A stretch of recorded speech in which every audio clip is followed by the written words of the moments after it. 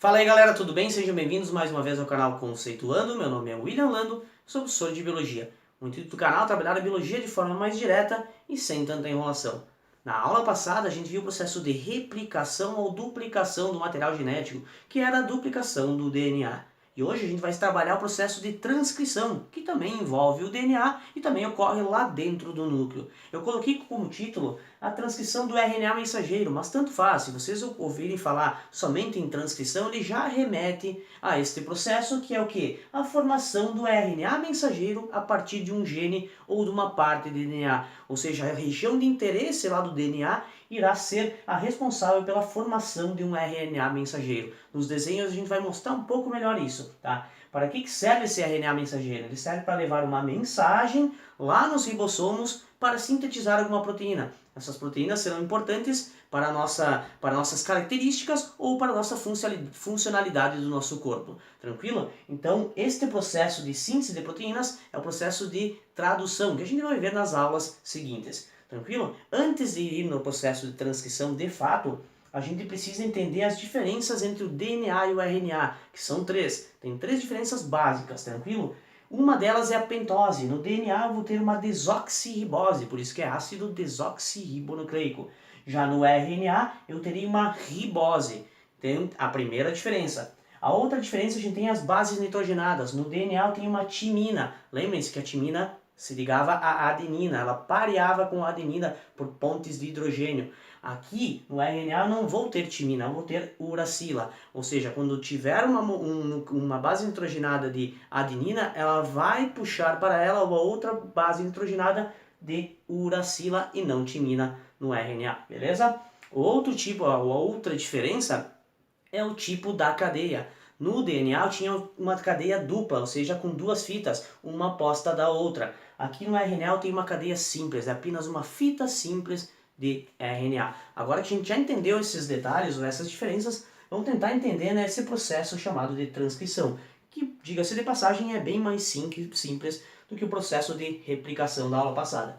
Aqui a gente planificou uma molécula de DNA, né, porque ela é em espiral e tal, a gente sabe disso, é a mesma da aula passada, então a gente pegou e planificou ela aqui e a gente pode ver que tem essa bolha sendo formada aqui.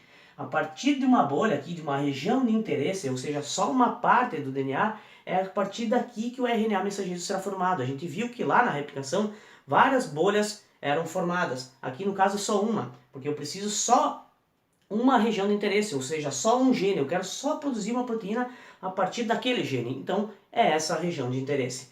A gente pegou essa região de interesse, esse gene, e aumentou para cá para tentar entender. O primeiro processo, então, que ocorre é esta abertura da fita na região de interesse, na parte chamada de gene, que é aqui, a gente viu, é uma parte do DNA, beleza? Aí encaixa uma enzima chamada de RNA polimerase. Ela se encaixa aqui nessa região de interesse e vai deslizando, sempre no sentido 5' 3' também. A partir do momento que ela vai deslizando, ela vai puxando os nucleotídeos por esta cadeia molde. Essa aqui não está sendo usada, somente esta para molde, né? E aí está sendo puxado os nucleotídeos, ó, adenina, guanina, uracila, porque aqui eu tenho uma adenina. Lembre-se, eu não tenho timina. Então, a partir do momento que essa molécula de RNA mensageiro é formada, ela se desprende e fica no núcleo aí, passando por um processo chamado de maturação, que a gente já vai ver. Desprendeu a molécula de RNA mensageiro, esta molécula de DNA volta ao normal e as pontes de hidrogênio dos nucleotídeos se ligam novamente. Beleza? Aí ela saiu daqui, se desprendeu, ficou no núcleo, passando por um processo de maturação.